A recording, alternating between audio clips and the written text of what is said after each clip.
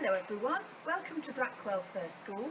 Over the next few weeks we're going to join with you for some stories and some games at home. My name's Mrs Moss and my job is to make sure that all the children and the teachers at Blackwell First School are safe and happy and learning lots of new things. So I'm going to pass you over now to your new teacher and they're going to share a story with you. Enjoy it! Hi New Nursery, my name's Mrs Manda. I'm going to be your nursery teacher in September.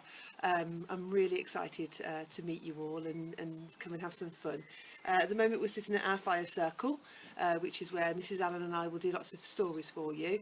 And this is our bear, Miss Muddy Boots. She's our nursery bear, so she's going to listen to the story today. Now, I've chosen one of my favourite stories from Julia Donaldson.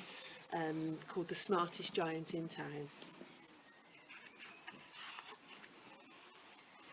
George was a giant, the scruffiest giant in town. He always wore the same pair of old brown sandals and the same old patched up gown. I wish I wasn't the scruffiest giant in town, he said sadly. But one day George noticed a new shop. It was full of smart clothes. So he bought a smart white shirt, a smart pair of black trousers, a smart black belt, a smart stripy tie, and some smart socks with diamonds at the side, and some smart shiny shoes. Now I'm the smartest giant in town, he said proudly. George left his old clothes behind in the shop. He was about to go home when he heard a sound. On the pavement stood a giraffe who was sniffing sadly. "What's the matter?" asked George. "It's my neck," said the giraffe. "It's so long and so very cold. I wish I had a nice long scarf." "Cheer up," said George, and he took off his stripy tie. "It didn't match my socks anyway," he said, as he wound it round and round the giraffe's neck. It made a wonderful scarf. "Thank you," said the giraffe. As George strode home, he sang a song to himself. George came to a river. On a boat stood a goat who was bleating loudly. "What's the matter?" asked George. "It's my sail," said the goat. "It blew away in the storm. I wish I had a strong new sail for my boat." "Cheer up," said George, and he took off his new white shirt. "It kept coming untucked anyway," he said as he tied it to the mast of the goat's boat. It made a magnificent sail. "Oh, thank you," said the goat. George strode on, singing to himself. He came to a tiny, ruined house. Beside the house stood a white mouse with her lots of baby mice. They were all squeaking. "What's the matter?" asked George. "It's our house," said the mummy mouse.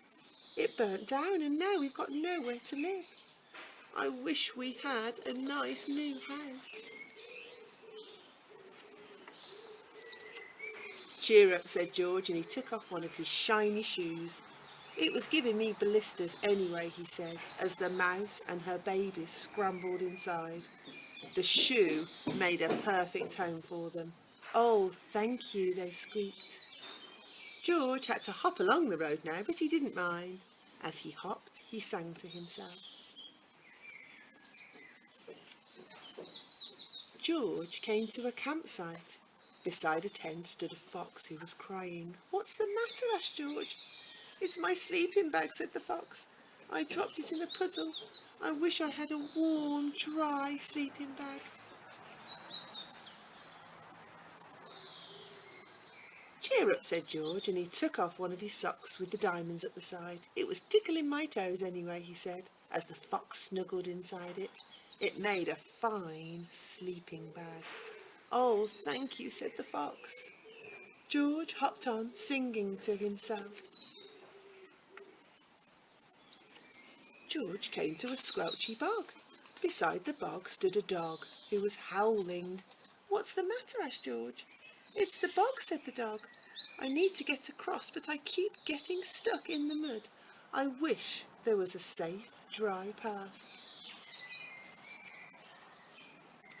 "Cheer up," said George, and he took off his smart new belt. "It was squashing my tummy anyway," he said, as he laid it down over the bog. It made an excellent path. "Thank you," said the dog. The wind started to blow, but George didn't mind. He hopped on singing to himself. "My tie is a scarf for a cold giraffe. My shirt's on a boat as a sail for a goat. My shoe is a house for a little white mouse. One of my socks is a bed for a fox. My belt helped a dog who was crossing a bog, but... oh, my trousers have fallen down. I'm the coldest giant in town." Suddenly George felt very sad and shivery and not at all smart. He stood on one foot and he thought, "I'm going to have to go back to the shop and buy some more clothes." He turned around and he hopped all the way back to the shop. But when he got to the shop, it was closed. "Oh no," cried George. He sank down on the doorstep and a tear ran down his face. He felt as sad as all of the animals he had met on his way home. Then out of the corner of his eye, he spotted a bag with something familiar poking out of the top. George took a closer look. "My gown," he yelled, "my dear old gown and sandals." George put them on. They felt wonderfully comfortable. "I am the cosiest giant in town," he cried, and he danced back home along the road. When he got home, outside his front door stood all of the animals that he had helped. They were carrying an enormous present. "Come on, George," they said, "open it." He untied the ribbon and inside was a beautiful gold paper crown and a card. "Look inside the card, George," said the animals. George put the crown on his head and he opened the card. "You gave your scarf to a cold giraffe. Your shirt's on a boat as a sail for a goat. Your shoe is a house for a little white mouse. One of your socks is a bed for a fox.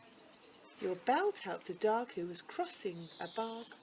So here is a very fine crown to go with the sandals and gown of the kindest giant in town." The end. Now, I hope you enjoyed that story. This is the first story of many. We're going to do lots of other stories and some games for you. Hopefully see you soon. Okay, bye-bye. Well, I hope you enjoyed that story with Mrs. Manda. I'm now joining you from Nursery, which is where you'll sometimes be playing outside with all of your new friends. I hope you join us again for another story next time. Bye-bye for now.